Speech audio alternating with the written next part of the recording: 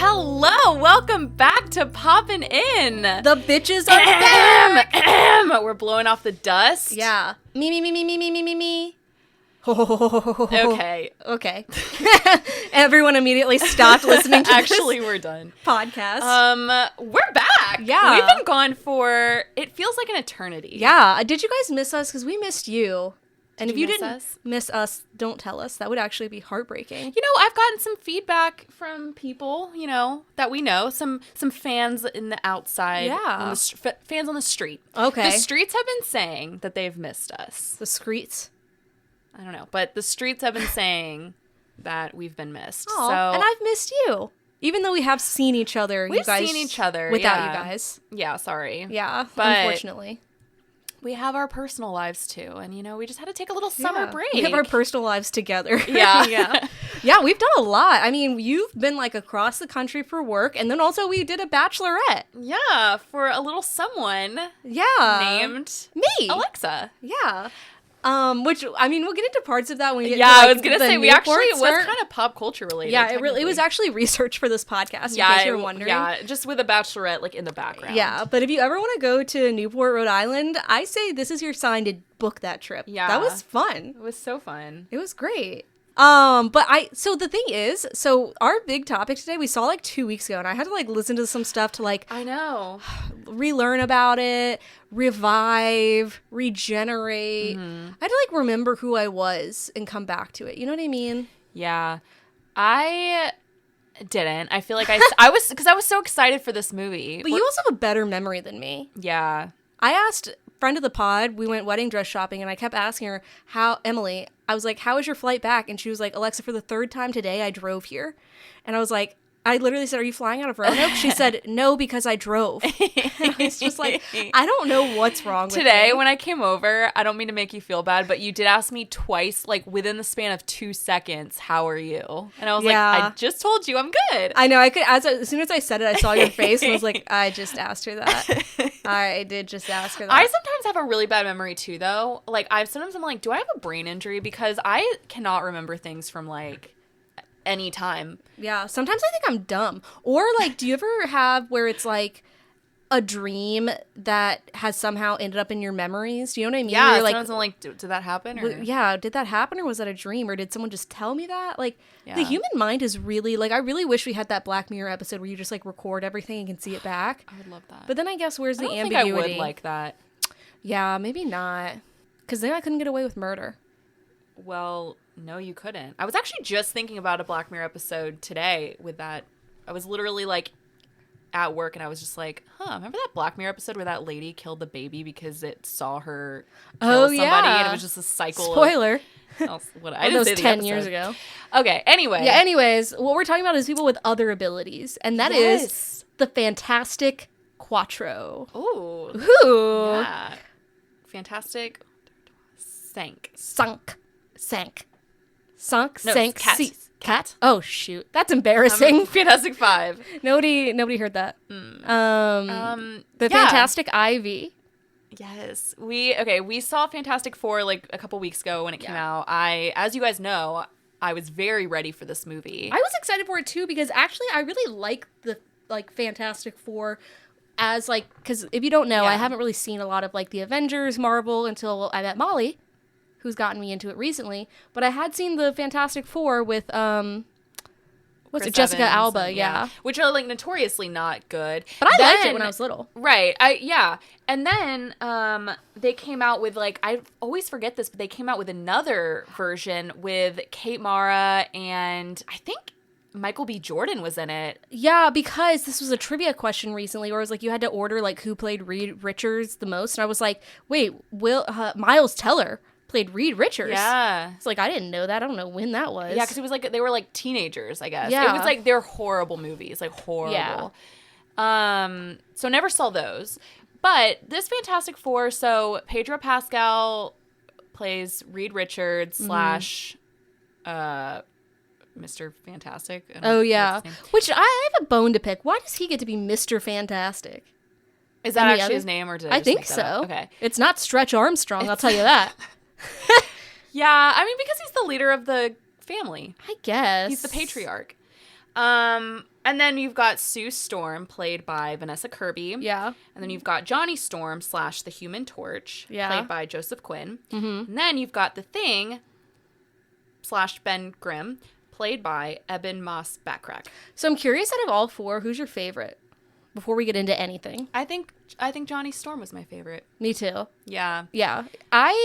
Because I have a theory here. Yeah. And I think, like, the Fantastic Four, it's, like, one of those franchises that really struggles with Marvel time and time again. Mm-hmm. And I think it's because, 1, you're introducing, like, a lot of characters at once. Yeah. And 2, the characters like Reed Richards especially, but also Sue Storm, they kind of are a little bit cold to me in every version. So the thing about Reed Richards is I think he's a very uninteresting character. Yeah, like he's just, I get that he's like the smartest man in the world, but he feels like that doctor who like gives you a like life-altering diagnosis and then says, okay, well, I'll see you at the next appointment. Right, you know what I mean?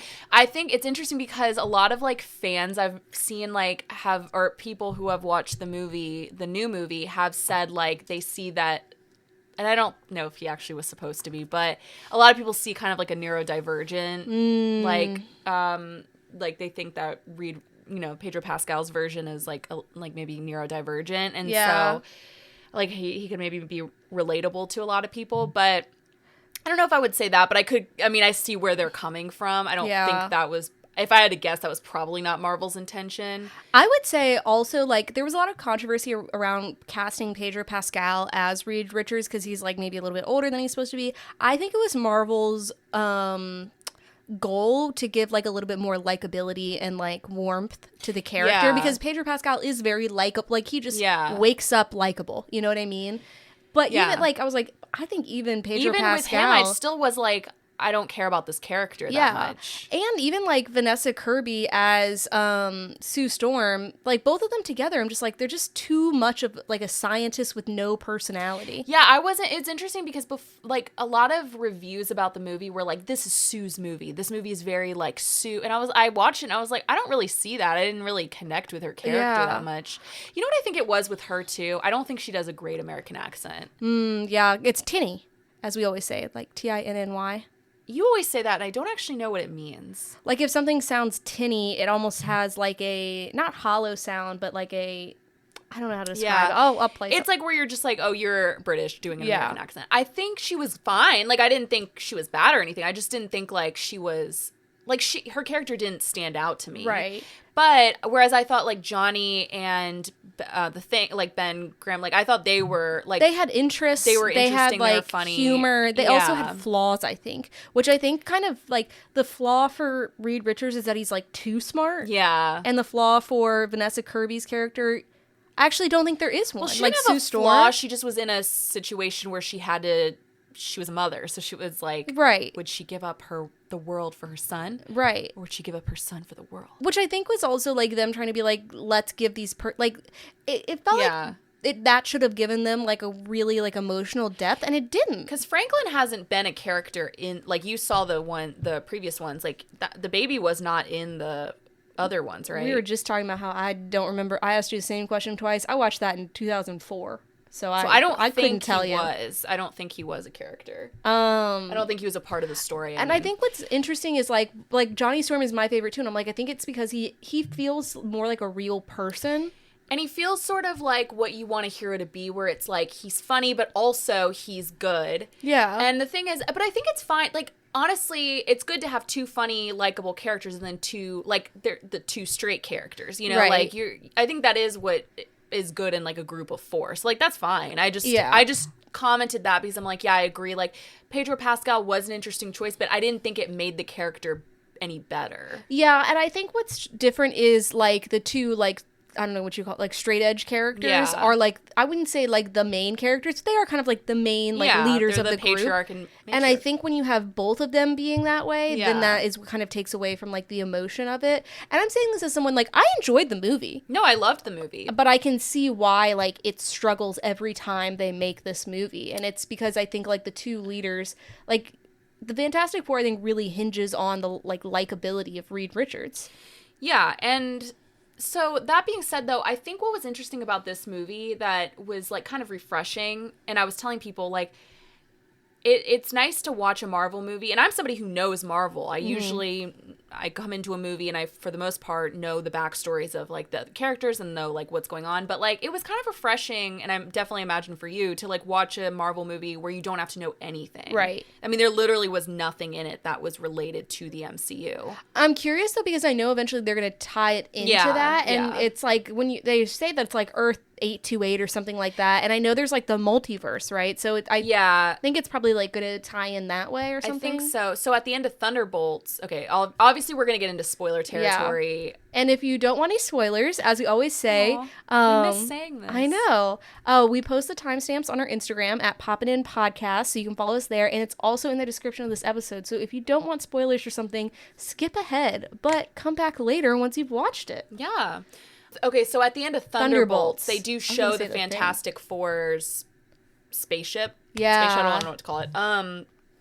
Whether they're inside it or not, we don't know that, but they're obviously, and we do know the Fantastic Four are going to be in like Avengers Doomsday, which is where they're all going to come together. Yeah. But I think it's interesting though that you didn't have to really know anything about them. And the other thing that I didn't expect, I thought it took place in the 60s. Like I just thought that, but it's actually more of like a Jetsons thing where it's like, it's just in it's like the future, dimension. But we also dress like we're in the 60s. Right. It's just another which I kind of vibe with. I loved it. I think I really liked this version because of that. Like the setting, the set design. It just felt like you're kind of in a different world for, you know. Yeah. Like, but it's interesting. It's, I thought the length was perfect. It wasn't very long, especially for a Marvel movie. And I thought the storyline was really good. I loved the way they did like the opening montage to kind of explain the characters to you and how they like went. I thought that was really creative. And I've noticed like I think with like these new like even with the new like Spider-Man ones, like they don't start out with like an origin story of like how they became Spider-Man, which I think is smart because it's like we've seen that, we've seen it, we know Spider-Man. We get it. We've been there. And the same thing with them. It's like actually they did show it, I guess, but not really. Yeah, and the same thing like with like Spider-Man. Like the Tom Holland ones, I think they just are like, like this happened, and now on to the They don't even, story. In the Tom Holland ones, they don't even say. They're just like, if you're here, like, you know how he got his powers, like, here we are. Yeah, exactly. But yeah, with this, I mean, they did like an opening montage, and they did it through like an old like talk show type situation. I thought it was cute. I was like, it was just a very aesthetically, like visually... Yeah, Vanessa Kirby is beautiful gorgeous to watch on screen. And I said, okay, I don't think her acting was bad. Hopefully that's not what that came off as. I just meant like I didn't think the character was that interesting. Yeah. But everybody in it is like good. Like they all have, one thing about them is they definitely all have really good chemistry. Yeah. And that's interesting because I don't think they all knew each other before this movie. So they had to like really form that in like a short amount of time. I was thinking that, but Pedro Pascal and Joseph Quinn. Oh, they were in Gladiator. Yeah, that's true. Actually, they were in a scene together, and I was like, wow, here are these gladiators. I know. Well, Gladiator and the Emperor, he was like bad. Oh yeah, true. Well, but I think. Yeah, they all had really good chemistry. And to give context a little bit about like what's happening in this movie is like basically they find out that there's this like alien light years away that's like eating planets, and he's gonna eat Earth. He's gonna take a big old bite and digest our planet. And let me say something. So his name is Galactus. Yeah. Hail Galactus or whatever she says. Yeah. No, she says I really liked her line in that when she's like, whatever. Anyway, Galactus is played by Ralph, and I don't know how to say this man's last name, but you guys know who I'm talking about. He has literally the deepest voice known to man. He's like, I mean, you know who he is. He's like, he was in The Witch and stuff, and he's just like, he's always in like, interesting. I swear he's in like every like A24 movie, but he has like a really deep voice. Like it literally shakes the. Yeah. He was the one who played Galactus. But anyway, I thought that was he wasn't like shown that much, but it's interesting because I feel like, so we saw it in like a regular theater. Yeah. But like if you saw it in IMAX, you saw way more. So it'd have been interesting. Oh, really? To, like I've seen like the dimensions of like how it looks when you see it in IMAX, and he's huge, obviously, but it's like they show way more, and it's kind of crazy. But so, you know, right before this, we find out that Reed and Sue are pregnant. Yay. They've been trying for a while. They're really excited about it, but sadly, their planet's going to be eaten. Boo. And so they have to go figure it out. So they basically, like, they hop on their little spaceship. Sue Storm is like, 8 months pregnant. And this is where I kind of was like, that's insane. Why would you do that? If you tried to get on a Delta Airlines at 8 months pregnant, they wouldn't let you, like, legally, they'd be like, ma'am, you should rest. Yeah. For her to hop on a spaceship and be like, yeah, let's go, like, fight this guy, it'll be fine. They didn't bring a doctor on board. They didn't bring any medical equipment. They're all doctors. True. They didn't bring any, like, medical equipment to, like, deliver a baby. They didn't, you know what I mean? The worst thing that could happen happens. Yeah. Like, and that's one thing we were, like, laughing about this afterwards. I feel like whenever they have, a theme in some movies is just, like, what can we put a pregnant woman through? Yeah. Like a quiet place? Yeah. Let's make her not be able to scream. Yeah. So she has to give birth in a bathtub silently. Yeah. After stepping on a nail. Yeah. Yeah, so Julia. Or The Last of Us, where it's like, I'm giving birth, but also I'm gonna be, like, bit by a bacteria demon. So Julia Gardner is, I don't know her character's name, but she's Silver Surfer. Sorry. Silver Surfer. Yeah. And she, like, works for Galactus, basically. Yeah, she's his assistant. Yeah. Yeah. But she tries to literally takes the baby. She tries to steal the baby out of Sue. It's kind of a crazy scene. It is. And it's also crazy that, like, Sue, she gives birth in space, which also, why wouldn't they think, like, wow, things that can induce labor? Going into space at light speed, probably will do it. But anyways, and then, like, they land back on Earth, and Sue's just walking around with her baby. I was like, what is she, Kate Middleton? I was like, she just gave birth. I mean, the thing you have to remember is you are watching they're superheroes. Yeah. So if you're looking for logic, like, you can't really look at a Marvel movie. Right. But, like, this whole time while she's been pregnant, Rita's been, like, so nervous that, like, something's, like, gonna be different about the baby. He's done all these scans, and then Galactus is like, that baby, he's gonna cure... the most powerful person on this planet. Yes, he's like, he can take away my hunger, so I want that baby. Yeah. And shocker, they say no. Wouldn't you be kind of pissed if you were a superhero and your baby was more powerful than you? Like, wouldn't you be kind of mad that, like, you're a superhero and then, like, the baby you gave birth to is just, as a baby, the most powerful being ever? I feel like maybe no, because, like, you want more for your children, but also, like, imagine trying to discipline your child that's just, like, the most powerful all-being child. Yeah. Where you're just like, no, you can't have a cookie for dinner, and they just, like, kill you. Yeah. Like, literally. I don't know. So anyways, so then they go back to Earth. So they do a press conference, and everyone's like, yay, Fantastic Four, did you kill him? And instead of, like, being vague or just, like, not answering or anything like that, Reed goes, no, they said either, the guy said we have to give him our baby or he's going to kill all the planet Earth. Why would he tell them? Why would he tell them? Like, of course they're going to be like, fuck your baby. Yeah, feed him to that monster. We don't care. Like, we're all going to die. I absolutely would say that. Like, if I were Vanessa Kirby, Sue Storm in that situation, I would be like, just kidding, guys. Yeah, no, he's just kidding. I think he is on drugs. Like, I don't know what's going on with him. Like, and so obviously people are upset. They're now they're loved, by the way. The Fantastic Four, they're, like, loved on the streets, like, but now they're hated. And in the everybody's sheets. like, we want your fucking baby. Like, let's, like, yeah. And so I think this is the scene where everybody's like, it's Sue's movie, where she comes out and she gives this rousing speech about how I'm not going to give up this planet for my baby, but I'm also not going to give up whatever. I said it backwards, but you get what I'm saying. Like, she's like, I'm not going to sacrifice this planet for my baby. She's like, so we're going to fight him together. Yeah. I didn't really feel anything from that speech. It's very dry. And also I thought it was crazy. I was like, she's going into this angry mob with her baby. I know. I was like, they could have killed her right then. And, like, I understand she's a fantastic... They could not have, I understand she's, like, a Fantastic Four, but I'm just like, I don't know. Can you, like, if someone shot your baby... I know. I think she thought that taking her baby out there so they could see it would, like, stop them, which was true, but I'm still like, okay... In what, like, well, I guess in World 582 or whatever it is, I'm like, people, like, sure have a soft heart for babies, but I'm like, people will kill a baby. I'd have been like, there's the baby. Yeah. Get him. Down with that baby. Yeah. No, I don't know. But anyway, so the world comes together. For some reason, they save power. Like, they stop using power. Oh, because they're trying, because Reed has this convoluted plan. He's like, it's like that SpongeBob episode. And he's like, what if we took the Krusty Krab and put it here? Yeah. He's like, learn.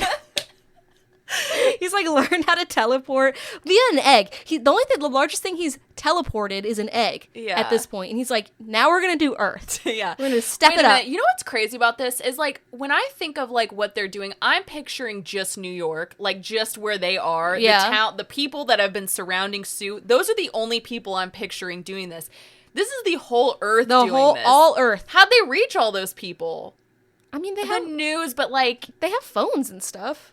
I know. This is the I know they future have 60s. the news, but it's like still like you got the whole Earth to work with you. I mean, Tom That's Cruise crazy. couldn't, you know what I mean? But Reed Richards, man for the job. That's kind of crazy when you really think about it. Yeah. And also, why was Galactus only attacking, let's just call it New York. Why was Galactus only attacking New York? Why didn't Because he wanted the baby. I know, but I'm just saying, like, well, Yeah. I get it. But, like, do you think he ever went to, like, Oklahoma or anything? Probably not. I don't think he's interested in that. I think he was like, I just want to either eat it or beat it. I just gotta say, if I were in the Marvel Universe, I would absolutely not live in New York. No. Because The that's amount of where they destruction. all get attacked. They're not getting attacked in San Francisco. Right. You Right, know? yeah. I don't know. But, so I also was thinking about this. So he's like, we're just going to take planet Earth and we're going to put it in a different area in the galaxy. We're gonna take it. And I was like, well, that would really, like, the tides, that would fuck everything up. You got to take the moon and the sun with you, baby. It's Like, different. They don't have that there. they don't have a moon and a sun? I don't know. like, it doesn't work like that. But they there. have New York and they also have the Monster Mash plays at one point. You know what I mean? Oh, yeah. So I'm like, they got to have some tides. Yeah, but they can stop them, you know? How? Because they're fantastic. I didn't see that superpower. And I will say with Reed Richards, I was They like, wow. barely showed his superpower. Yeah, I was like, wow, he's kind of lame. His superpower is just his brain. But then when I saw that arm no, go, he's elastic. no, I know. Oh. He finally did a little stretch, and I was like, whoa. One time though, they Yeah. really didn't show it. It was too like much. him grabbing a piece of chalk. I was like, wow, he'd be great working at a superstore. Well, then they show it a couple times, but I mean, it's really not like they don't show his power a lot. I was Yeah. kind of looking forward to that because they don't show it in the preview, so they're trying to they were trying to keep it hidden. And then when I saw the movie, I was like, oh, they didn't really show it. This is a weird question, but do you think he wears underwear with his suit? Because, like, would his underwear have to stretch like he does? I have other questions now, but What else stretches? Yeah. Interesting. We'll have to ask Sue Storm. But, so anyways, so it doesn't work because Galactus and Julia Garner vanquish that plan, which honestly, thank God, we're going from can you imagine? He's like, yeah, this egg I've transported, now all of us. I'd be like, okay, well, I'm going to keep my lights on tonight. Thank you. Yeah. I think we're safe for getting eaten. And so anyways, so they vanquish that. So then they're like, oh, we got to like think of another plan. And they figure out, don't even remember how they figure out how to kill him. What do they do? Well, Silver Surfer, doesn't she tell them? Something. Because you get her backstory, and I thought she was the one who ends up helping. She does help. So you find out that Silver Surfer's planet has like been eaten in the past. And or it hasn't been because she sacrificed herself to save her planet to become this little like top of a trophy floating around in space. Yeah. And I actually don't remember how Vanessa Kirby's character does something with him and then she almost dies. And then, which also pissed me off, she doesn't die because they put the baby on her chest, and I guess the baby brings her back to life. I don't know. Yeah. But the point is like that scene. they kill Galactus somehow, some way. They do because they always vanquish their enemies. Mm-hmm. You know, huge destruction in the city, as always. Have you seen that TikTok where it's like I can't watch a Marvel movie without thinking about like how much it's going to cost to repair all of these structures? I mean, yes, and that's like usually what like I think when I watch these movies, but I also they did at least like kind of I liked in Captain America Civil War, that was kind of the plot of the movie, was they were like acknowledging like how much destruction they cause, and that's why they like split up and end up fighting. But anyway, yeah, I think it was an interesting plot. I thought it was good. I really liked it. I did too. And it. what's interesting is I was reading like, so this was Galactus, but Galactus is not their biggest enemy. No, Dr. Doom is. I didn't know that, and that's apparently what's coming next. Yeah. That's what's coming down the pipe, y'all. Yeah, Doomsday. But is Doomsday next, or is it their movie with Doctor Doom? No, Doomsday. He's the villain of Doomsday. He's the Doom of Doomsday. Yeah. Doom. Okay. Remember in Doom. Anyway, yeah, they're all gonna like. I think so they did a You know what I'm picturing when you say Doctor Doom? What? Do you remember Night at the Museum when they have those druid heads and they're just like dum dum? Yeah. That's what I'm picturing. That's probably not him, but I don't know what he's gonna. They show. Okay, well, spoiler alert. There's an after credit scene and they do Yeah. kind of show him, but is it Robert Downey Jr.? yeah, I don't know how they're gonna. I don't even know. I don't actually like to think about it. It really stresses me out. How they're like why I don't know. And the thing is, I have to imagine that it's somehow going to be like. There's no way they would just for no reason cast Robert Downey Jr. as a new villain. Like I have to assume that there's some kind of connection. Yeah. Although I saw there was an interview with Kevin Feige recently where he said that they're recasting the X-Men, which I knew they were recasting X-Men to bring them into the MCU, but they're gonna like recast Iron Man, and I was like, excuse me? No. Yeah, what? That's disgusting. Who would even do that? I don't know. So, but anyway, but the movie got good reviews, and you know people have been seeing it, but it's actually not been doing great. I think it was on like a $200 million budget, and it's only made like $500 million. I don't know what it is about the Fantastic Four, but people do not give a but fork about it's them. Not. I don't think it's just Fantastic Four. Like Thunderbolts didn't do well either. But it's weird because to me, in my mind, they are doing well. Like I feel like a lot of people went and saw those. Like I feel like I know everybody went and saw those movies, but like globally, they just like haven't been doing that great. And it's interesting because like, I don't know. I don't know if that's where the Marvel film industry is going now. I was going to say, do you think Marvel is like the Roman Empire and it's just kind of like it's had its day? Yeah, I don't know. I think it's just too much. Like, I feel like people are...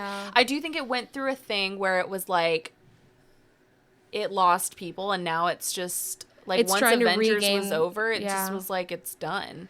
It's trying to regain that audience and I don't know if it's working. I think like maybe they just need to take a little bit of a break. I think... Or yeah, I think Doomsday might bring people in because that's when they'll bring back characters, like huge characters. But I do think they've just made too much content, and it's kind of it's like again, it's like trying to get into Grey's Anatomy, where you're just like it's too much. There's 35 seasons. I'm not gonna do it now. So what I think really ruined it was the multiverse. I think that's just made people kind of just be like, okay, yeah, because it makes it kind of confusing too, and like I think there's probably a lot of plot holes. And so we can go into our question of the week, which is somebody's answer kind of acknowledged that a little bit. But our question of the week was, what actor, actress do you want to see join the MCU? Yeah. And I knew that was, and playing who. And I knew that was going to be a controversial ask because I think a lot of, first of all, and this is my answer, by the way, I really don't always want to see people join the MCU. Sometimes I'm like, because once you've joined the MCU, like it's almost like you've made like a like you've made like a deal with the devil, honestly, which is like not true, but like you know, you're now tied into this really long contract when you could be making really interesting movies, and, like really good movies, but now you're like tied into this contract. And so sometimes it's like people are tied, like they don't like Pedro Pascal joining the MCU. I think a lot of people didn't want to see that. You know?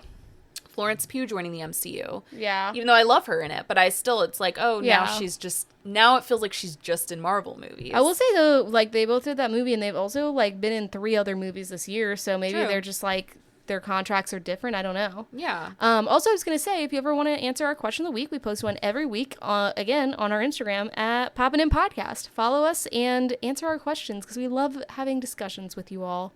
So who is yours before we read the... Okay, so I don't know if it's because, like, we're just watching this right now, but I was thinking about it, I was like, Will Poulter would be fun. He is in the MCU. Oh my god, what? Yeah. What is he? He plays Warlock. What? I've never even heard of that. So he was in Guardians of the Galaxy 3, which I actually saw that movie on a plane. So he's like golden. Yeah, he's in it. That's why he's like super swole now. I know. Well, never mind. That's the thing. There's so many now. Okay, let me think. You say yours, and I'll think of another one maybe. So while I don't really want to see this, I think just my first thought, my first answer is Cillian Murphy. Oh, wait, he's been in Batman. I was like, oh, he already is. Yeah. No. He's been in Batman. No, girl. I know my Marvel actors. It's okay. You don't have to think of another one. That's I'm like, sorry. I I'm literally- really sorry to bring that down. God, I knew this was going to happen to you. I was like, I bet I'm going to say someone and they're just already going to be in it. Yeah. Well, I guess, you know what? Maybe I just have good taste because they're He's in only it. been in one movie. When did that come out? A couple of years ago, I think. Actually, I didn't love it, but it was kind of sad. It like almost made me cry. Interesting. I won't tell you why. in case you Boo. ever watch it.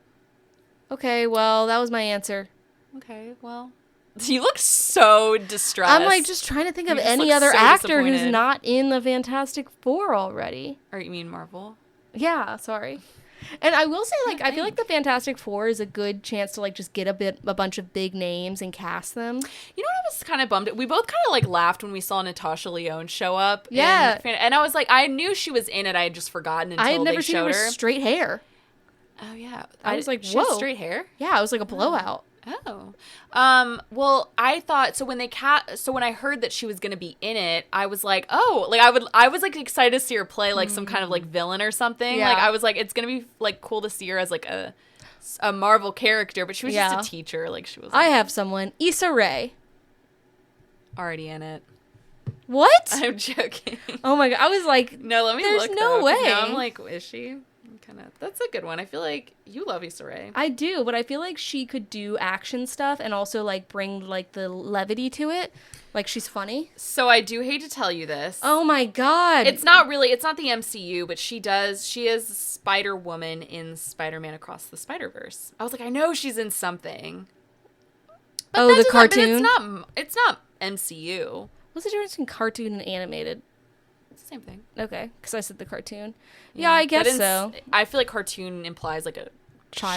show. Yeah, Oh. but they're apparently great movies. I've actually never seen them. Well, never mind, Issa Rae. No, you I can hope still for add you. her into the MCU. Nope. I'm actually Okay. saying she can never be a part of it now. All right. Okay, so Yeah, who's yours? I said Cillian Murphy. Oh, that's right. God, what is wrong with me? I'm scared. But I don't really want to see him in the MCU. Can Yeah. you really see him? Like, I feel like he's too like I don't want that. I could see him maybe like 15 years ago.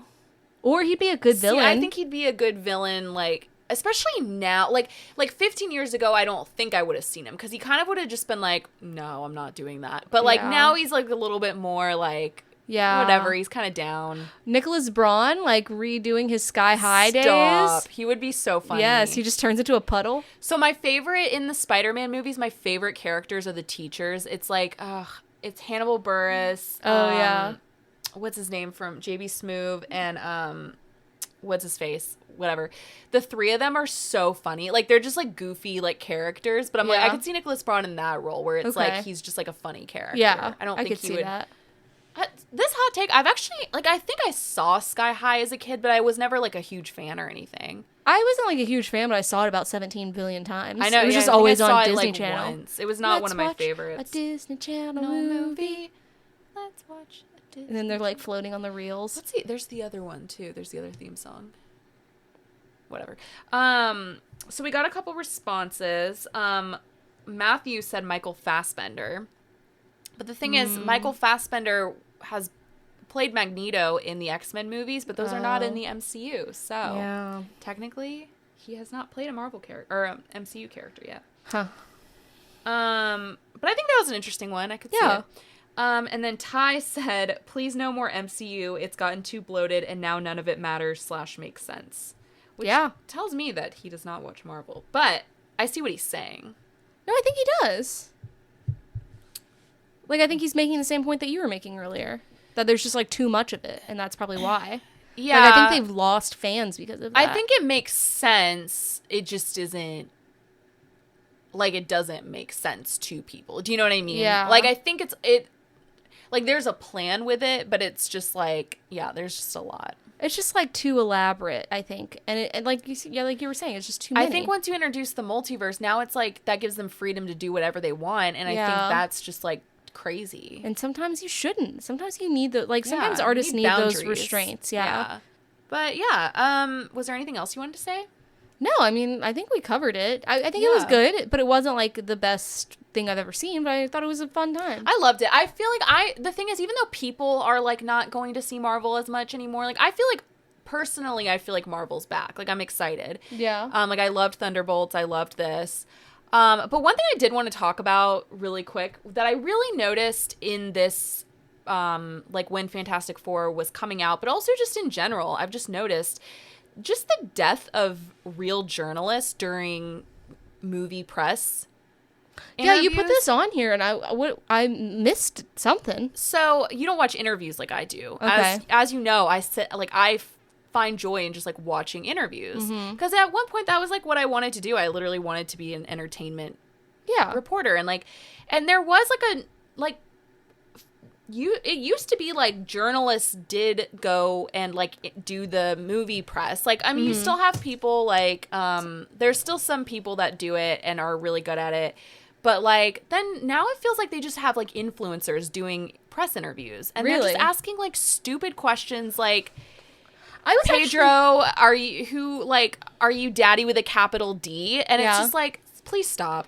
I was actually thinking about this the other day as I was getting into the shower for some reason, where I was just like, we're not doing like sit down straight interviews. It's like, make a painting of your co-star while I ask you these questions. Here's a puddle of puppies to play with while you answer these questions. And those are fine. Like, okay, there's a place for those, like BuzzFeed or whatever, like does those. But like, I'm talking about like when they're doing like the press, like junkets, and like people are coming in, and it's just like influencers for their like YouTube channels. I sound like an old person trying to explain. They're just for their YouTube channels. But I don't know, it's just interesting. I kind of just want that to stop. That's how I feel about everything. Like, even when like okay, hear me out, but sometimes, like, you know, you have podcasters doing these like very serious big interviews, right? And it's like, well, they're not like a trained journalist. No. And I think like we need to be careful of that sometimes. Well, but we've said this before, the reason that like celebrities are okay with doing them is because they know that they can give them they know what the questions are going to be. They're approved questions. And also there's the element, I don't know if we've talked about this, but I saw somebody bring this up once, that it's like, it's also like fans of them doing it. And so then you know that it's just people fangirling over you. I wonder if it's partially like a reaction to cancel culture, where it's like, even if you read like interviews in Vogue where it's like the big celebrity interview, most of them are absolutely empty. Like, they don't tell you anything you didn't already know. They're not that interesting. Whereas before, I feel like 15 years ago, you would read them and you'd be like, whoa, like they've never said this before. Like this. And I think it's because like a lot of celebrities are just like very wary of like their personal image more so than ever, because it's easy to like get canceled for things, whether you meet like, I think sometimes someone is like misunderstanding, or sometimes like taken out of context, and sometimes it's like legitimately bad. But I think it's like now everyone is so afraid of cancel culture that they're just like, I don't want to put myself out there for that fear. And I don't have any like background, like I don't really have any like further proof of this. I just saw it on Twitter, but I guess like people were mad because like actual fans of, you know, of the movie and like of the people in it went to the premiere, and they were like kicked out at one point, like before the celebrities actually like went down the carpet. Like a lot of all the fans were like kicked out because they just had influencers coming and being like in their section or whatever. Oh, interesting. So it's just like, it's interesting that it's kind of that whole culture is just like taking over. Yeah. When it's like, okay, but do they actually care about these movies, you know what I mean? Or they just it's all just them just like working together to further their own, like they're furthering, you know, they're helping their platform. And or sometimes they get frustrated because I feel like you don't, like, I will say the Vanity Fair Pedro Pascal one that we just, I really liked that was interview. good. I'm like, I feel like I learned some sort of depth about him. Me too, yeah. Whereas like a lot of these questions, they're very like surface level of like, well, yeah, because I mean the common thing is just like him constantly being asked like, oh, like, who's the most daddy? Like, are you daddy with a capital D? Which, like, it's just, I'm like... sure he's exhausted by. Yeah. And also not just him, but, like, the poor, like Vanessa Kirby who's sitting next to him and having to, like, go, like, you know, having to hear these, like, stupid questions. Yeah. I don't know. It's, like... I don't know. I want, because I think of these people as being like artists, and I'm like, I want to hear more about like their craft and like what like drives them, and like I want to get to know them as a person. I don't want to just know like, oh, if you had to like give this person a high school superlative, what would it be? Like, why don't you ask them a real question? Yeah. Also, I will say the way like, so you wrote this on the note and it said death of real journalists doing press interviews. I thought it was like someone is interviewing Pedro Pascal and then just died, shot in the head. And I was like, actually, that would be an interesting plot for like a movie or something, like a serial killer that just kills like, I know, celebrity journalists. I just think back, like I'm like love like Kevin McCarthy. He's he does interviews, or like Jake Hamilton. I met Kevin McCarthy when I was in college. Like, 'cause I'm just like I was like a fan of his. Like I really like loved how he did interviews. He would literally ask questions about like the technical side of doing movies, which I think is more interesting than who do you think is daddy. Yeah, and like, but they're now like doing podcasts instead. Like they're not even really doing interviews anymore. So I think we just kind of lost that real. And I think a lot of like I've noticed. So whenever I'm doing research for this podcast, I listen to like other podcasts to find interviews with like the directors or the cast, and only recently has it been more accessible, because I think like a lot of like actors and stuff are still just doing like they're relying on like these different forms of interviews. And I'm like, I think a lot of the journalists have been going to their own platforms to do like their own journalism, and now they're maybe just now starting to like trickle over this way. Yeah. Like, in a lot of subjects, we're like, I don't usually do a podcast. I don't usually do an interview like this. And I'm like, there's something that crazy about doing a podcast interview. It's like a regular interview, but you're just, the streaming is different. I think there's something a little bit more relaxed to a podcast interview, though. I've noticed I've noticed that when actors do a podcast, it's definitely, there's more room for them to say something that they may, and they could always go back and edit it, but like it can be edited, at least it's not like live or anything. But I do think it's interesting. I think there's definitely a little bit more of like an intimate, you're really seeing the real them in a podcast, you know? Yeah, I mean, it's interesting. I didn't think about that until you said it, but I was thinking about it in a different way the other day, where I was just like, I just don't need to see Anne Hathaway popping balloons while she walks a tightrope and answers questions, you know? Why can't she sit in a chair and answer questions? Eat wings. Yeah, exactly. Wings. And also Sean Evans is a great interviewer. He just happens to make people eat really hot wings while they're eating. But he's like really good. I don't mind, like, I actually do happen to like when, if I like a cat, like if I am excited about a cast or whatever, I do like seeing them do like BuzzFeed interviews too. Yeah. But I also want to see them be interviewed by actual journalists and not just like influencers. It just doesn't seem like an appropriate place for that. Alex Cooper does this thing now where she's like, I think it's like talk or text or whatever, where they have to either answer a question or they have to like text a famous person in their phone a prompt. And that I'm kind of like, what am I getting from this? Like, I'm not learning anything about this person. I don't. So I used to love, BBC Radio does one where it's like, they do a game called Sit Down Stand Up, and it's like basically they make the person they're interviewing like call a celebrity in their phone and basically just ask them like, are you sitting down or standing up? And they have to like guess, are they sitting down or standing up? And then like when the person says it, like whatever. And I actually love those, because then it's like you're basically just seeing what like famous person they know in their phone and like, or they're friends with, and then you hear their conversations, and I feel like that's fun. But I realized recently, I'm like, I think these are staged. Oh, yeah, they have to be. Sometimes it'll be like they text sometimes they don't answer the phone, though. So that's why I was like, maybe they're not, because sometimes the person doesn't answer the phone. I can't remember who it was, but even it was Call Her Daddy, and he was like, I'm going to text this person because, like, they usually reply quickly. And I'm like, yeah, you'd have to find, like, nobody would pick me in that situation. They'd be like, she's not going to reply for 2 days. Yeah, I'm like, oh, it's 3 p.m.? Bye. We won't hear from her for 2 hours. But scroll right past my name. In the show, like, sometimes they'll be like, oh, like, I know they're filming a movie in England right now, so they're probably asleep or something, and then they don't end up answering. So I don't know if they're staged, but sometimes I think lately I've felt like they are. I feel like they would have to be sometimes, because I don't know. I watch a lot of interviews. Yeah, I love that for you. But that's just my gripe recently. I don't know. Yeah. It's just interesting. Yeah. Yeah. But recently, so I, per you, watched The Hunting Wives, and we were saying before we record, I was like, I can tell when Molly wants me to watch like a trash TV thing that she doesn't want to watch, and I'm down for it. It's more just like, it's not even that I'm telling you to watch it, it's more because I want you to. It's more just, I'm like, I would be shocked if she hasn't watched this yet because so many people are talking about it. Yeah. I think I actually, if you hadn't have said anything, like, it was on my radar, but I wasn't that interested in it. Yeah. And I will say, like, people love this show. I thought it was okay. It's a show? I thought it was a movie. No, it's like, I think 8 episodes. So I don't think it's meant to be good, right? Isn't it supposed to be just kind of like trashy? Yeah, and I think people are like putting it in that genre where it's like a whodunit kind of trashy, but people are loving it for different reasons. So the premise is basically, I was going to say Snow White. Brittany Snow plays, her character's name is Sophie O'Neill. Can we bring back Brittany Snow? I think we are. Okay, good, because I loved her. Oh, just like in general. Yeah. Yeah. I loved her, period.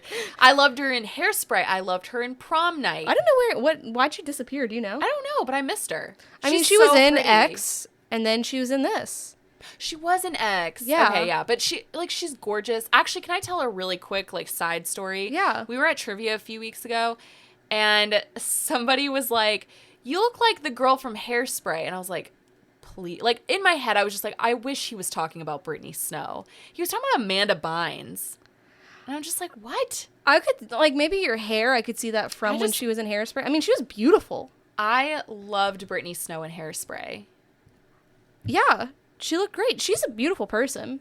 But can I say something weird? What? When she was in X, she plays a porn star. And then in this one, there's a lot of sex scenes. And I noticed she does this thing that I call, it's like a princess foot. When, you're having sex and you're, on your back and your foot is, almost like a ballet pointed type of thing. That feels very much like you are acting having sex to me. It's like, oh, I'm a little, I'm a princess. My foot is, a princess foot. Interesting. And she did that. So, anyways. Also, I wasn't saying I look like Brittany Snow. I wasn't claiming that. I just was saying I wish that I had heard that over Amanda Bynes. I feel like her hair is a lot whiter. It is white. I used to want, again, when I was younger, I was, really obsessed with it. I was like, I want my hair to look like hers. I don't know. I feel like if you had white hair, it'd wash you out a bit. I've been told I love this I've been color. told that by my hairdresser, but I like this color on you. Anyways, those people can't even see us. They're just like, I'm sure. You're like, okay. Yeah. Move on. But so the Hunting Wives, basically, Sophie O'Neill and her husband moved. They're from Boston and they moved to Texas. And you can tell what kind of show this is going to be from the first line where they're showing up at a political rally event or whatever for her husband's new boss. He's an architect. And she's all nervous because it's a new place, and her husband goes, everyone loves you, Sophie. You're so good with people. And she was like, not Texas people. Texas people don't get me. And it's like, okay, everything in this show is very right on. You're thinking it, and then they say it. You know what I mean? Yep. And so then they walk in. They're we're not going to make you have to think. Yeah. Yes, exactly. So then they walk in and it's literally they're like, we love our, the stereotypical Texas, they're like, we love our guns and we love getting rid of abortion and we also love God is literally the first 10 minutes of this show. They're all wearing the big Texan belts and which maybe, I don't know, I haven't been to Texas, so maybe that's what it's like. You've never been to Texas? I've been to the Dallas airport. Really? Yeah. That's crazy. Yeah. And so then this is the first 10 minutes and you kind of okay, pick up on a vibe. You're like, okay. Then Sophie goes to the bathroom and this woman is there and she's like, she's like, sorry, I walked in on you. And she's like, oh, no problem. Do you have a pad? And she's like, no, but I have a tampon. And the woman goes, oh, that's okay. I can't use that. And then just drops her dress, full tits out, and you watch her put a toilet paper into her underwear, which someone called it menstrual eroticism when I was reading reviews of it, because something not similar, but they talk there are things in culture where it's oh, there's an eroticism around menstruation, because immediately it's crazy. So you find out later this woman is married to Dermot Mulroney's character, who is Sophie O'Neill's boss. Okay. Sophie O'Neill's husband's boss. Okay. Who is Brittany Snow. And her name is Margot, but she's played by Malin Ackerman. And if you don't know who there's so many DM names because this whole time, so Dermot Mulroney I thought was Dylan Mulvaney. Oh, yeah. So I was like, interesting choice. I love Dermot Mulroney. I actually recently, like yesterday, actually after I bought my wedding dress this weekend, I watched The Wedding Date, which he's in with Deborah Messing. And that was, I remember watching that when it first came out, and I was like, this is what I want my wedding to be like. Yeah. Specifically British. But anyways, so, Malin Ackerman, if you don't know who she is, you've seen 27 Dresses, right? Mm-hmm. No, I know who she is. Oh, okay. Yeah. She plays the sister in that movie, because I was like looking at her, I was like, God, she looks so familiar. This is random, but I think I actually know her from Rock of Ages. Oh, interesting. Yeah. That makes sense. But immediately you're like, you're like turned on, like she could turn you on in any situation. Like the way she is playing this character, you're just kind of like, whoa. And so immediately there's like this kind of like erotic, like feminine energy between these two women. And I think that's why it got like a lot of praise, is because they eventually explore a sexual relationship with each other. And there's also like, I was listening to this thing where they talk about like throughout the show, there's a lot of sex. Very rarely is any of the sexual pleasure coming from men. Yeah. It's coming from two women. Like these women are all married. They're having sex with their husbands, but where they're really like getting it is with their friends, which I think is interesting. And it is hot. It is like watching a porno. Really? Like you are like, whoa, these women are going for it. But I should say that the show does open on a stereotypical like murder show where someone's running through the woods, someone's chasing them, and then they like die. And so they are hunting wives, so yeah, you assume. Which is I was like, they shot them? You think that like from the title the whole time I thought it was going to be like one of those things like hunt, like the rich hunt someone or whatever, because you think that the girl is Brittany Snow in the beginning, so you're like, oh, like they bring her into her circle, and it's like a typical like there's a pastor's wife, the sheriff's wife, the future senator or governor of Texas's wife or whatever, but they all have secrets as they do. So you find out like that this girl has died, but on the night that she died, Brittany Snow's character got wasted at Malin Ackerman's house and blacked out. But you know who killed the girl? You know what killed her? It was Brittany Snow's gun that she bought, because she's like, the whole time she's like, she gets really brought into this world of like Texas culture. Like she's this Boston girl. She used to work in like political campaigns, and you can tell like you always think like, I wouldn't do that. Like I'm not really for that vibe, but it's like very enticing. Like they bring her in and they make her like one of them. And especially like Margot, there's like this like obsession with each other. And it's just really interesting that the way that they do it. But again, everything is like very stereotypical. Like for example, they're at church, massive mega church type of thing, and the pastor's like, I'm so grateful for my wife because she has brought everyone into our home, and I wish I could be more like her, and God bless my wife, blah blah blah. And you're like, he's probably an asshole. Yeah. Cut to the next scene, he's an asshole. He's actually so mean to her. I'm just like, it made me uncomfortable. But she's also a kind of a bitch who's like, she has a high school son who's sleeping with Margot. Yeah. Oh. And what I think, someone said that this part was funny, like they show a scene where he's just like they're having sex and she like has an orgasm. They're like, the most unrealistic thing about this is that an 18-year-old man knows how to make a woman orgasm. But it's weird because the mom is like kind of fetishizing her son. Like there's a like scene where he gets out of the shower and she takes like a long look at him. So again, it's one of those things where it's like, we are like perfect Texas Republican Christian women with secrets. Yeah. But so then Sophie gets framed for this murder, and that really is what like lights a fire under her to like find out and dig up all these secrets of the like this town and Margot and etc.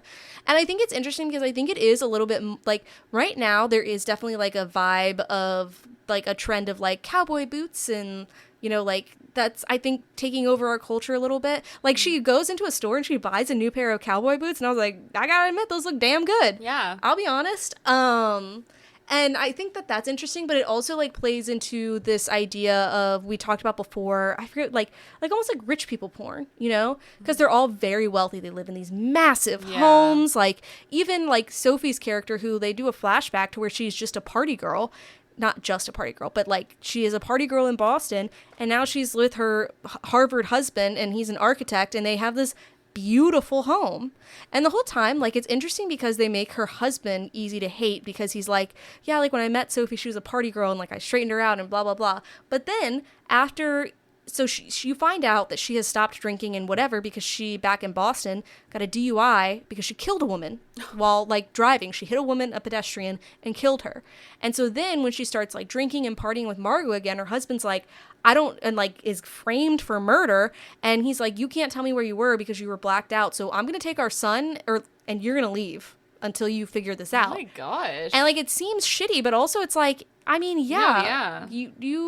You had some stuff going on, and then you blacked out. You didn't tell your husband for days. Also, you are fucking your best friend, which is, like, not great. There's just a lot going on there. That is also true. Like, in this show, there's a lot going on, and sometimes it's hard to keep track, and some of the lines are just, like, it's not that the acting is bad, but, like, Chrissy Metz, I think, she's from, Yeah.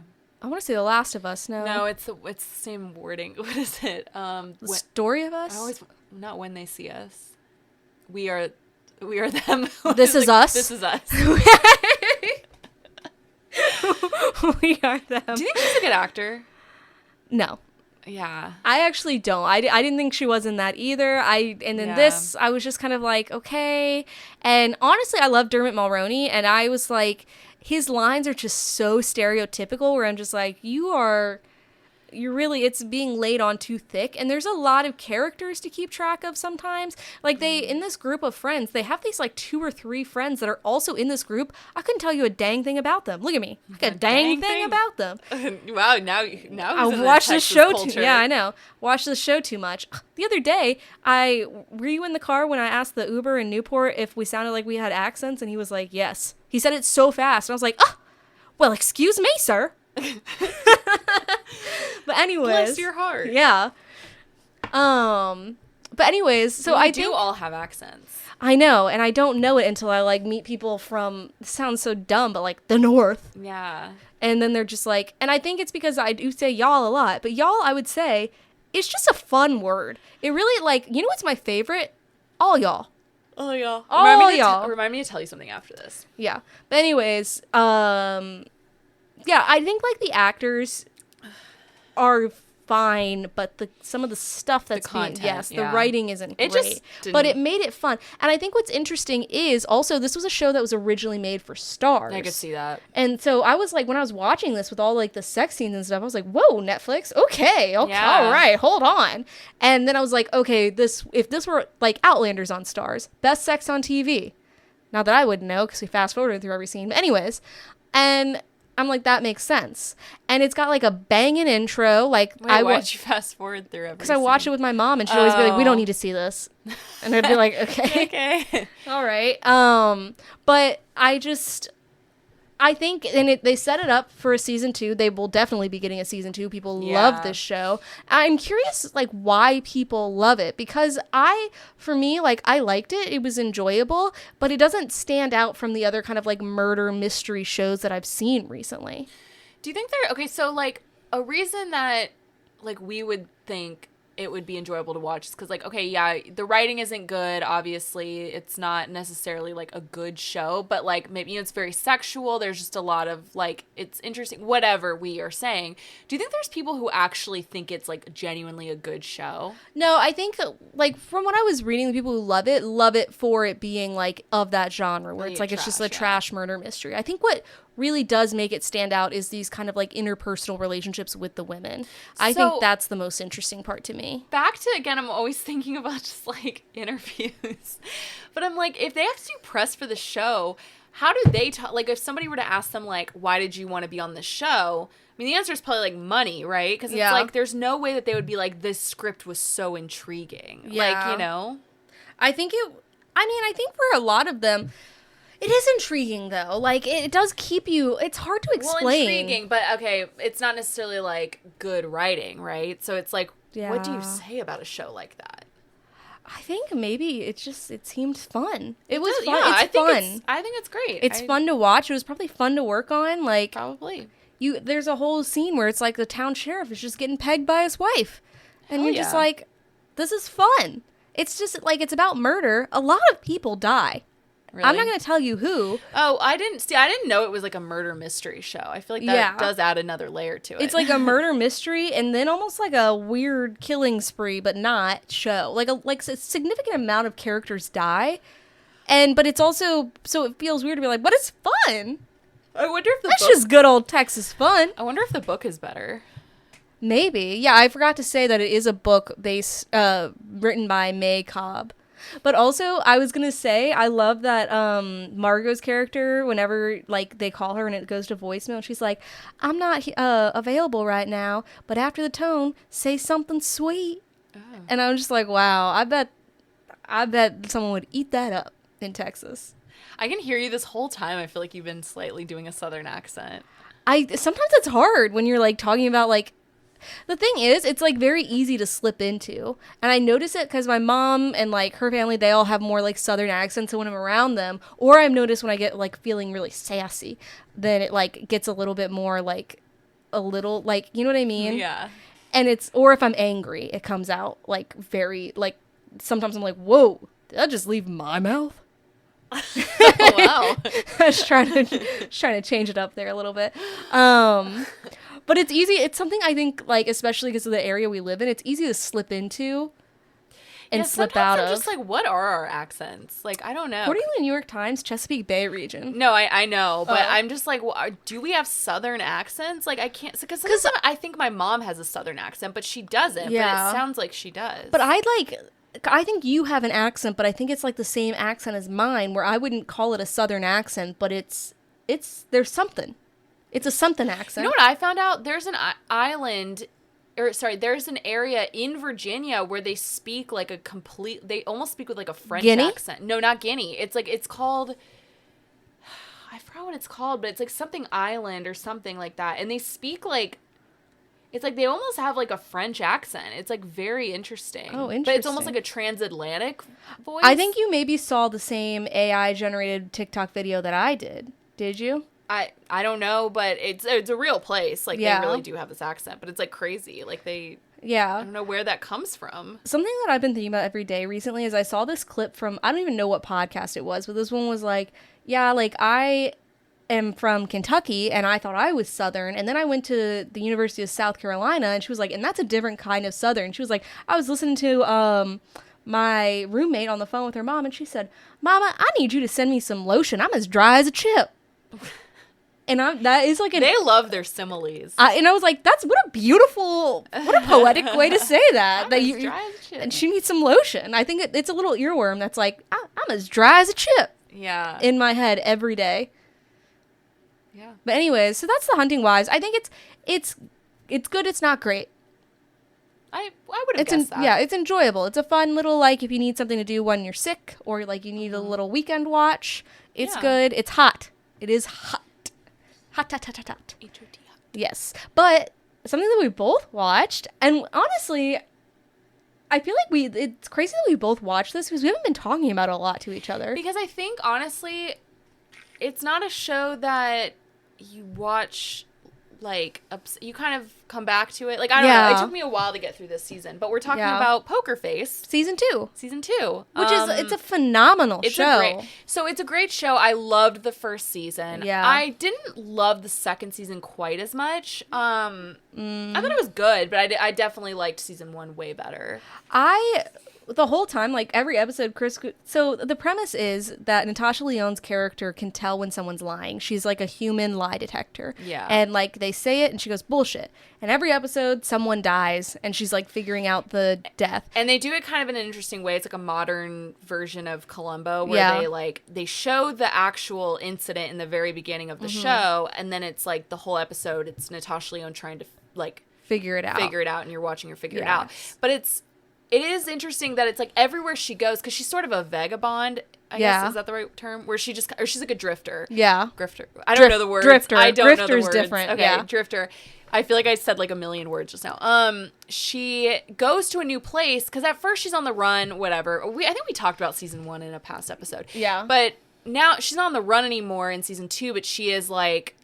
She hasn't found a place, and that's, whatever. And so but everywhere she goes, there's a murder. I'm like, how Chris, like, Have you every not episode, questioned he would that? be like, just imagine seeing that much death. And usually, like, there a lot of times the murder is someone close to her.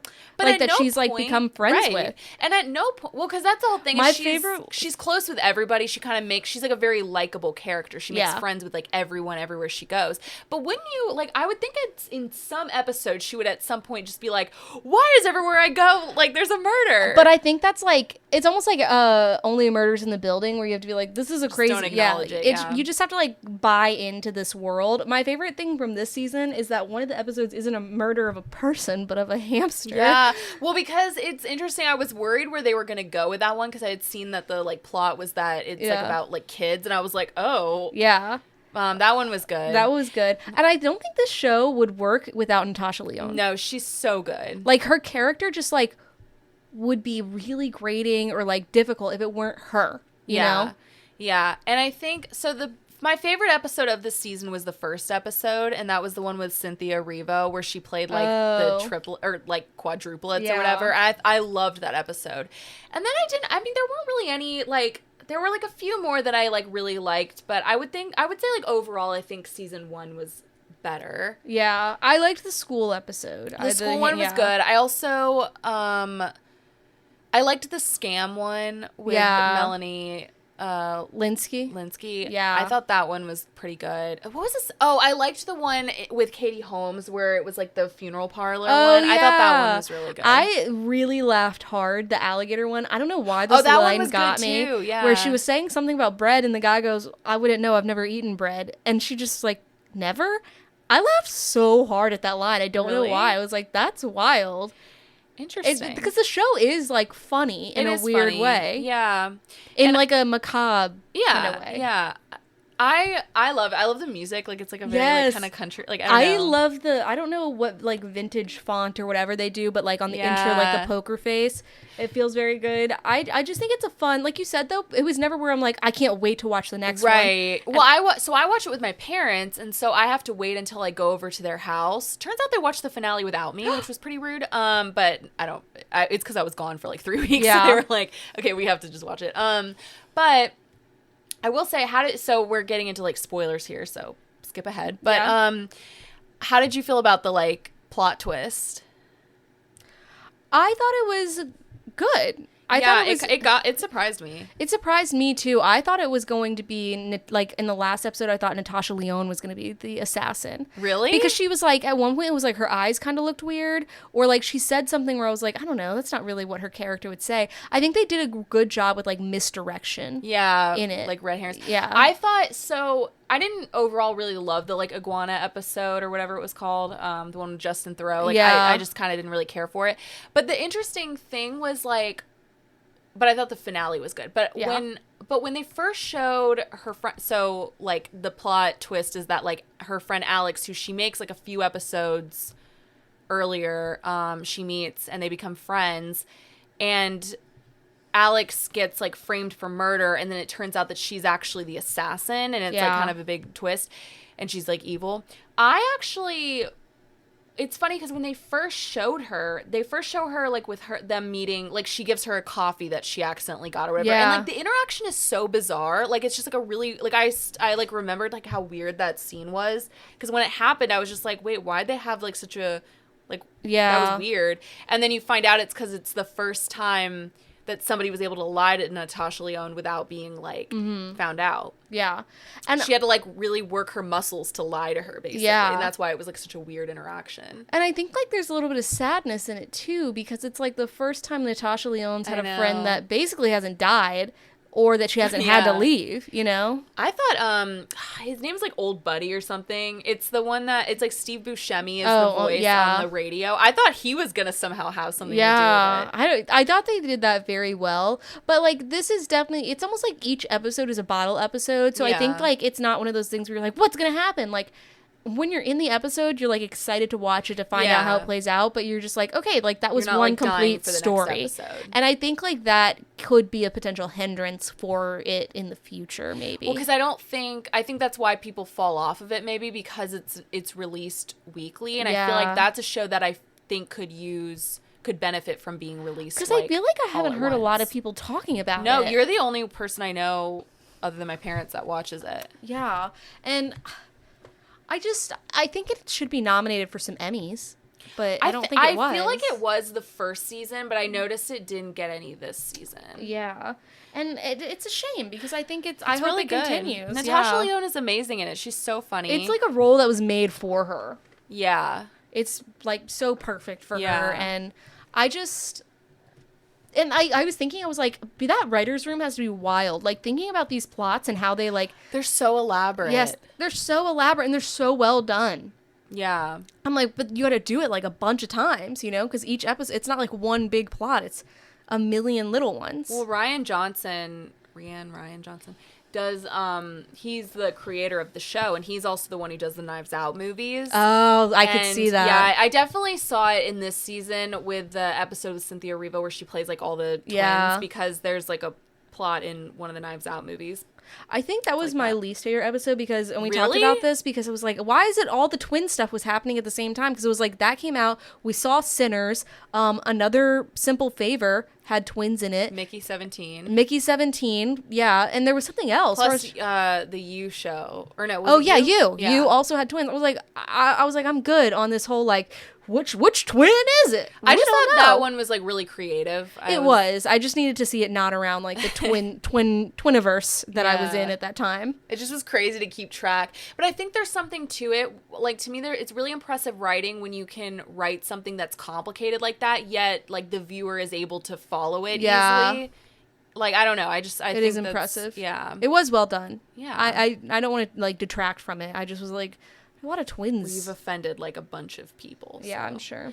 But yeah, that was Poker Face season 2. I'm excited for season 3. Yeah. I also like to just see all the celebrity, like who's gonna be in the next episode. The like cameos. that's like kind of fun. Yeah. Yeah, it's probably a fun show to be on. Oh yeah, because you only have to be in one episode. True, but I also just meant like and you work with Natasha. to do the characters. Yeah. But speaking of season 3 of something, so I'm gonna try to talk about this in a way that doesn't give any spoilers for the Gilded Age, because you said you might watch it. Yeah. I love how we don't care about spoilers for you guys, but you do care about them for me.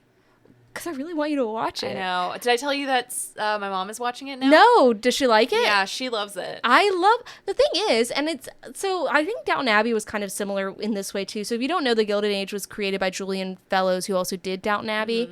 And it takes place in the Gilded Age in New York City, which is like late 1800s.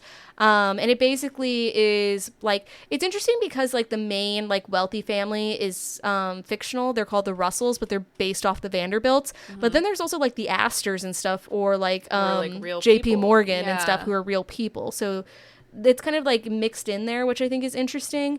The thing that I say about this show, like the first season, I wasn't like as like I love it, but I think it's become like a comfort show to me because like there is obviously a plot and things happening and you're like invested in the characters, but at the end of the day, it's just like wealthy people who at the end of the day, like they might just become less wealthy or, you know, so, and I think it's kind of similar to Downton Abbey in that way.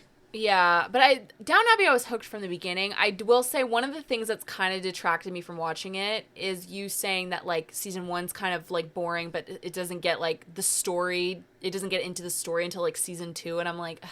I wouldn't say that. I think you would like it. I think you would like season 1.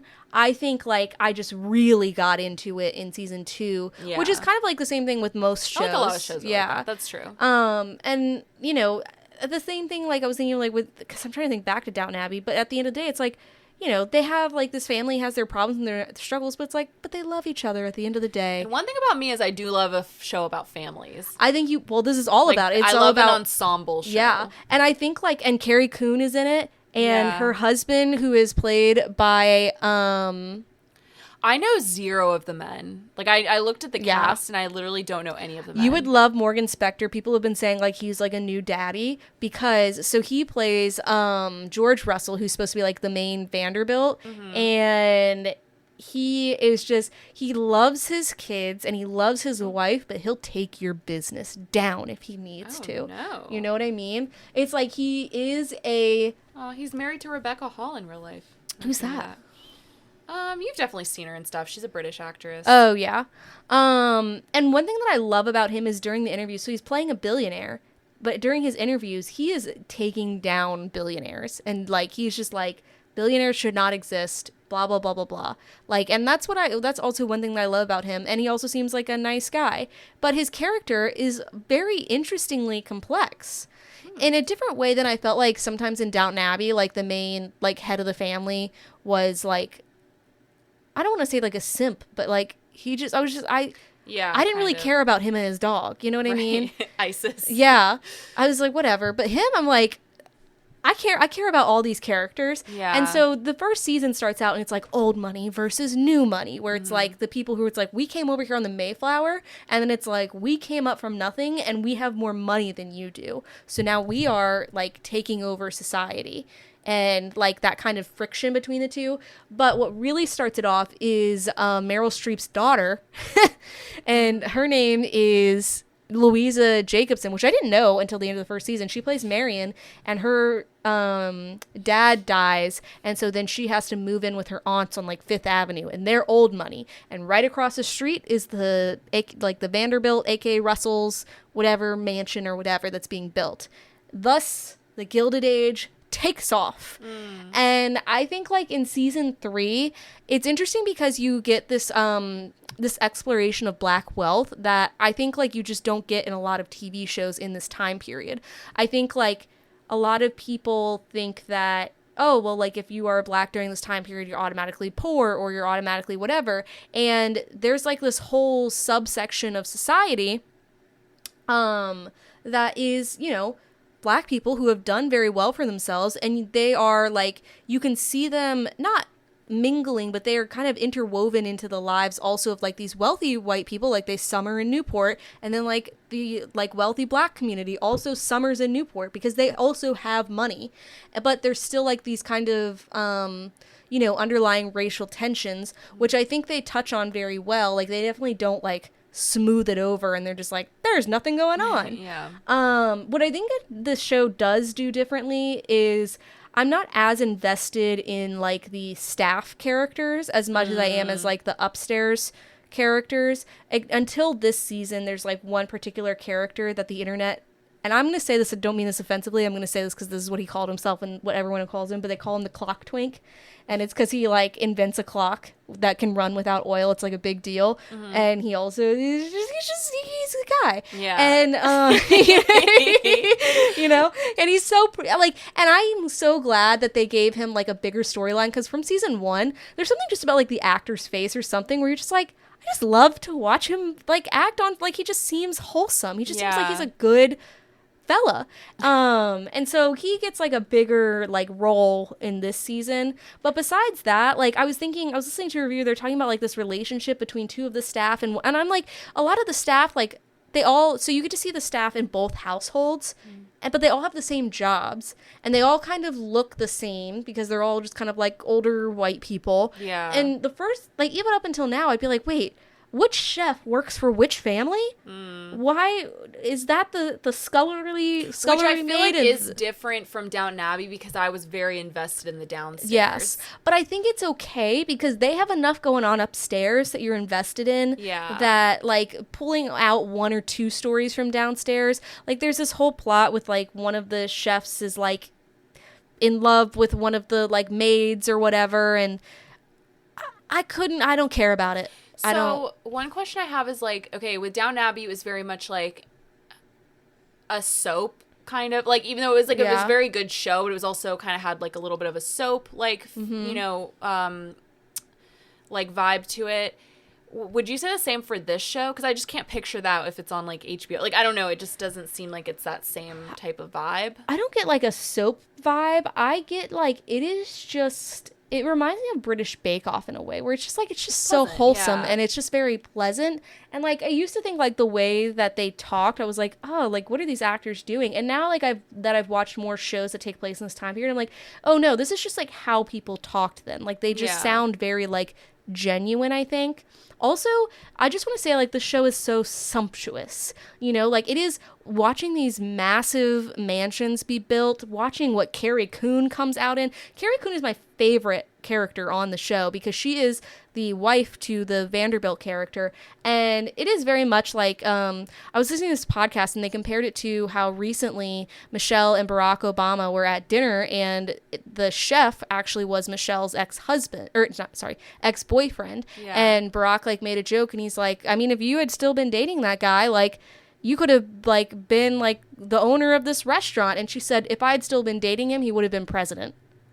And I was like, that's very much the vibe that Carrie Coon is giving in this show. And I like, she's like, behind every great man is an even better woman. And she doesn't take shit. And she is very much like, I came to society to make my place, and I'm going to make it, goddammit. And I don't care what I have to do or who I'm going to take down. Like, she is always going, and she is changing things. Like, there's a whole scene or whole plot in season 2 about like the Metropolitan Opera versus like whatever other opera house, because they wouldn't let her have a box because she's like not new, or she's not old money. So she like, it's like, well, then I'm going to build my own opera. And by God, an opera is built. And like, it's just like, it's crazy. And like, I'm just like, I want to be her. And so I think, like, again, I'm not giving away I don't want to give away a lot of spoilers for this season, but I just think like this season, they really do get into the depth. And I think there's also a romance that nothing will be like Matthew and Mary Crawley, but it's like you get invested in them. Like I was like, okay, this is definitely like a parallel to that relationship, to where it's a relationship like from the beginning, like it takes a while to build. But I remember like saying to my mom, I was like, I think they're gonna fall in love, and she was like, you think so? And I was like, I think they're gonna fall in love. I'm always right. But I really love it. And I think what's interesting is, again, when we were talking about like that thing of like, oh, we have so many shows about rich people, and people kept bringing up the Gilded Age, and I was like, I just wouldn't consider this like to be a show about rich people, because whenever you watch a period piece, they're always about rich people. And the reason for that is, I think people who were not rich during that time, I don't think you want to watch a show about them. I think their lives were pretty like miserable. Yeah. Like, the only one I've seen basically is Harlots, and like they were kind of miserable a lot of the times, or like it just like people are not coming to those types of like period piece things for like realistic, I want to know what the people on the street are doing. They're like, I want to see like the beautiful gowns and like whatever. They're like, I don't want to see everyone get syphilis. Yeah. You know? The plague. Yeah. They're like, I'm good on that. I want to see people who have all their teeth and like look like they have bathed. You know? Yeah. I was going to say you don't smell bad, but the problem is in these, I don't think they shower all that often. They're wearing huge dresses. And like I was listening to this thing, they pointed out, they were like, you know how like when you walk down New York, you're like, oh, this is so much going on. It's kind of gross. In this time period, it's like there's horses everywhere. The roads are just covered in horse shit. Yeah. And you're wearing these huge gowns that like drag, like, I just... Well, most of them probably aren't walking down the streets. I think they, like, walk... there's a lot of walking that goes on. And people are also, not even that, they're just, like, throwing their, like, chamber pots into the street, you know? Go somewhere. Yeah, it's crazy. But I think it's interesting because there are a lot of through lines, like, in this season. There's, this isn't, like... I'm just gonna say, it's not, like, a huge plot. I didn't really care about it that much. But it reminded me of Truman Capote, where it's, like, there's this... Ward McAllister is their friend who... very obviously gay, and he writes kind of like this expose book on all the like important women in history or in society at the time, and this really happened. And the book actually isn't like that like risque. It's basically just like, this is just what I've noticed in society.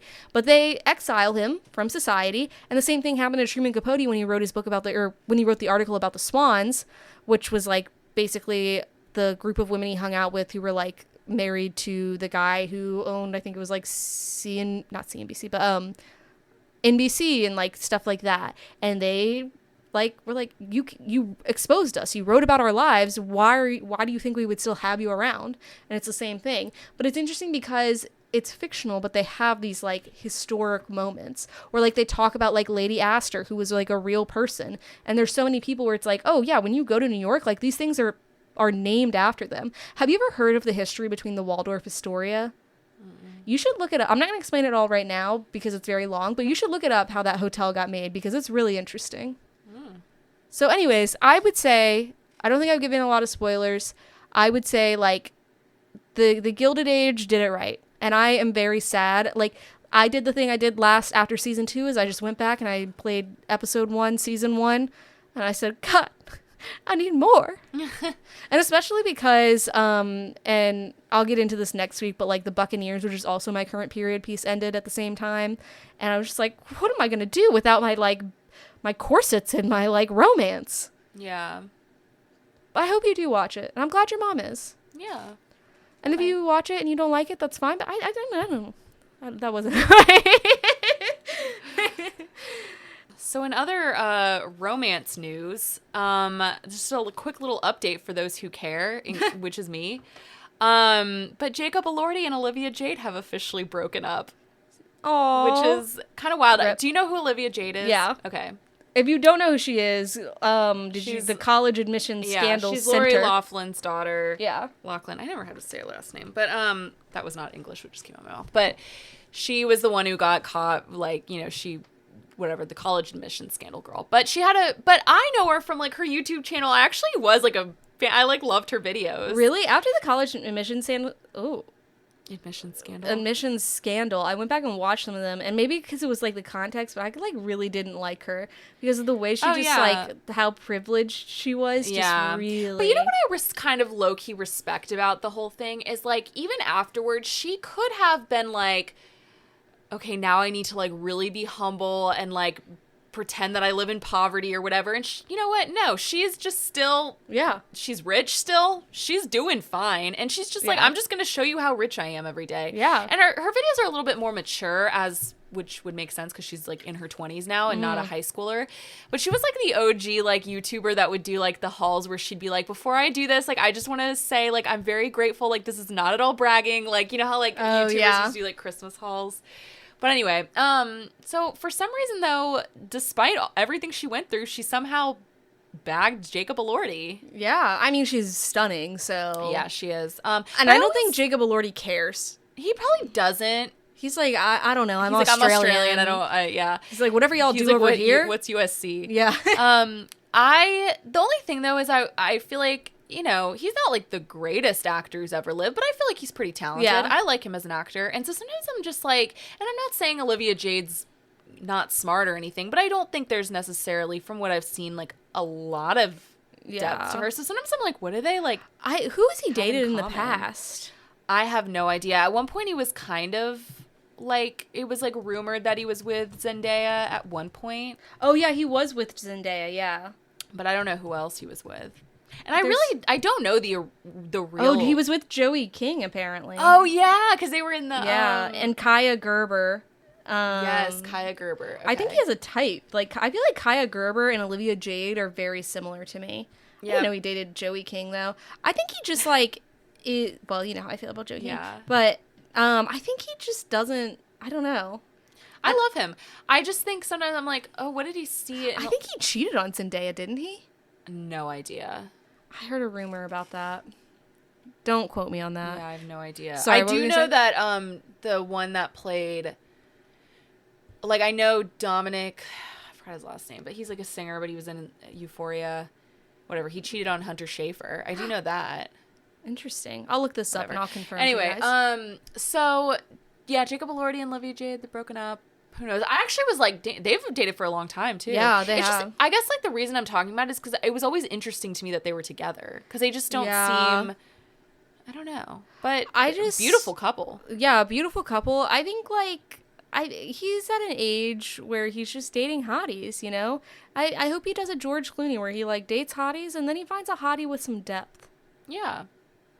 You know, and I'm excited to see him in Frankenstein. I was just thinking about that. Too. When does that come out? I'm like, a part of me is like, oh, I really wish we could have seen Andrew Garfield in that because he would have like. So I'm curious how Jacob Elordi's acting. He's got a Frankenstein build. Those shoulders, that neck. Yeah. Put some bolts in that boy. I think it comes out at the end of the year.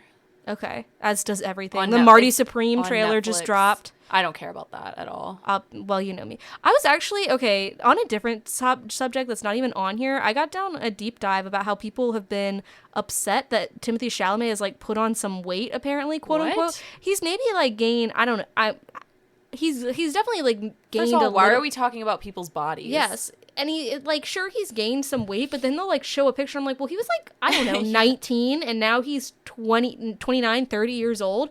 And I was saying to you the other day, I was like, now he, like, looks like a man. Yeah. Like, for a long time, I think he still looks good, except he had to have, like, I think a unibrow for Marty Supreme in his photos. I'm like, you need to be separating those eyebrows a little bit harder. I'm sorry. But speaking of Jacob Elordi, though, I'm excited to see him. He's in a movie called On Swift Horses that comes out on Netflix, like, this weekend, and Will Poulter's in it as well. So it's just like... And apparently in the Marvel movie. Yeah, and Daisy Edgar Jones. Yeah. But so I'm excited to watch that. I'm going to watch that this weekend. Ooh, okay. Yeah. But that was kind of all I had to say about Jacob Elordi and Olivia Jade. I just thought that was an interesting piece of news. I kind of was just like, I forgot about I need to talk about this. I didn't know who to talk to about it, so therefore I'm talking to all of you. I feel like Jacob Elordi hasn't been anything since Priscilla, has he?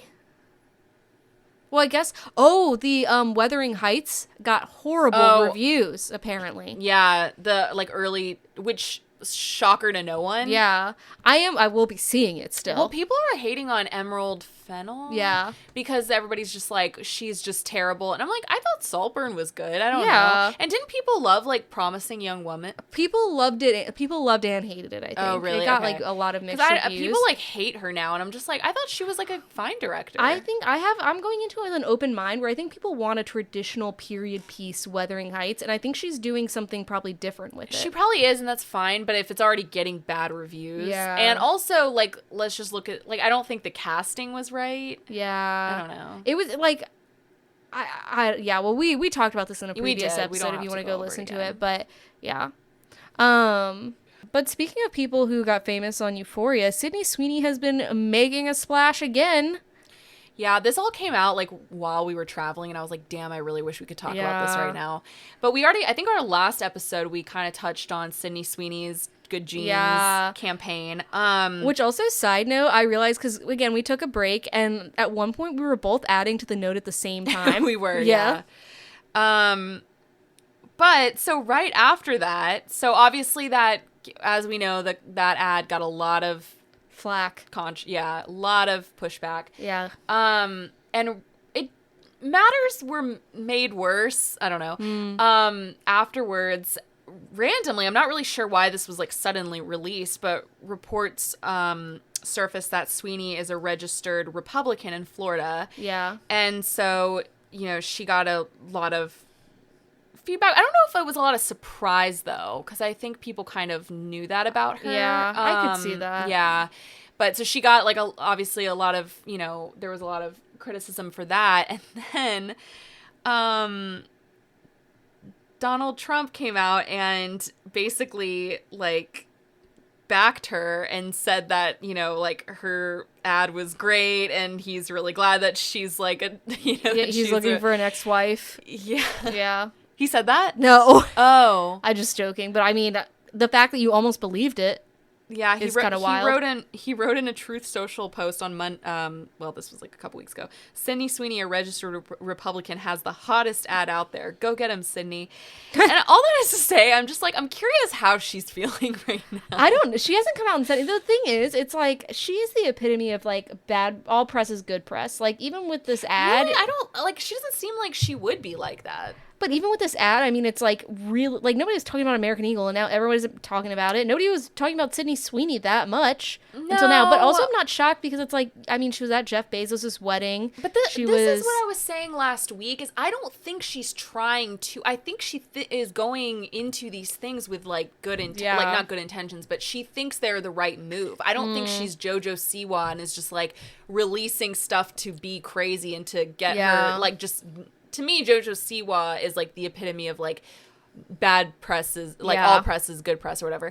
Like Sydney Sweeney, I think, is just not thinking. Like she's not realizing like what. But I just wonder what her PR team like. Can you imagine what her PR team thought when like he came out and said that? Like I'm just like, oh gosh. And here's the thing: I was thinking about like sometimes I'm like, why do celebrities come out and say anything political at all? But then I was like, I guess she didn't. Like, someone figured it out. That's what I'm saying. Like, I don't think she's even doing any of this Yeah. intentionally. I think she's just being herself, and she thought the ad was great. She didn't see anything wrong with it, and then it's just obviously, it just seems like everything she does is just like the wrong choice. I feel like she needs Taylor Swift's PR team. She definitely needs a better PR team. Yeah. If I were her, I would fire her team. Yeah. For sure. Yeah, because again, like, I don't want to say she didn't ask for any of this, but I'm just like, it's kind of random. Yeah. And it's also interesting because they're working like on Euphoria right now. So I'm just like picturing some of the cast like getting that news and just being like, I know. whoa. Like, what did Zendaya say? Yeah, I know, because like most of that cast is definitely not like Republican. No. But do you also think, I mean, that whole situation is so messy anyway. Like, what's his name? The, who created the show? What's his name? Whatever. Oh. He's probably just like, thank God there's like new, like something being taken off of me. Yeah, he's like, build up that buzz. We're all Republicans, actually. But I think by the time the show comes back, I'll be dead honest. I think all of this will be forgotten. Hot take, I don't want the show to come back. I don't either. It's been too long. Go away. I don't care about this plot. And we've talked about this before. Yeah. We've talked about this probably ad nauseum. But I do not want a season 3. But I think it'll get I think people will be watching. Yeah. I mean, yeah, for sure. Because the thing is, season 1 was so good. And parts of season 2 was very good. But then it just also was like, wait, what? It was one of those, like, by the end of the season, you were just like, what? Like, I think the last 3 episodes, you're just like, no, thank you. It's crazy how many people it, like, put on the map. Yeah. Also, so I saw Weapons last week, and you are seeing it this week. But I was just going to quickly say that one of the guys from Euphoria is in the movie. Which one? He's the one, so he dated, he's the one who dated, what is her name? Barbie Ferreira or whatever. Oh, I don't remember what her name is in the show. Kat. He's the one, like the one who dated Kat. Yeah. He's good in Weapons. He's okay. Yeah. Okay. But yeah, that's kind of all we had for you guys today. Yeah. We're just happy to be back. Yeah, we're happy to be back yapping, and we're not gonna leave you for a while. Probably, hopefully, knock on wood. Let's hope I don't jinx it. Unless we die.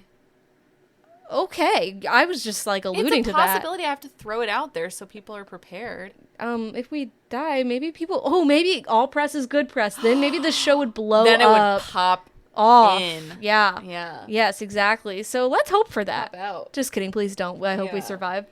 At least for another week. Please pray for us, actually. Yeah. But until next time, we hope you guys have a good time weathering the weather. I'm stopping. No, it's good. Keep going. I don't think we should stop. Okay. Okay, I hope that you guys get cozy when you listen to this episode. Yeah. If it's not raining or hurricaning wherever you are. And you can get a little cozy blanket and curl up and listen to this episode. Yeah. We'll see you next time. Don't forget, like, rate, review, and subscribe. Anything helps. If you liked this episode, which of course you did if you made it this far, please share it with your friends. We love the listeners that we know in our lives personally, but we'd also love some strangers. Yeah, we're ready for new friends. Yeah, no new friends, not us. We always want new. So please share, like, rate, review, and subscribe. Everything helps. Please, please, please. And we'll see you next time. Bye.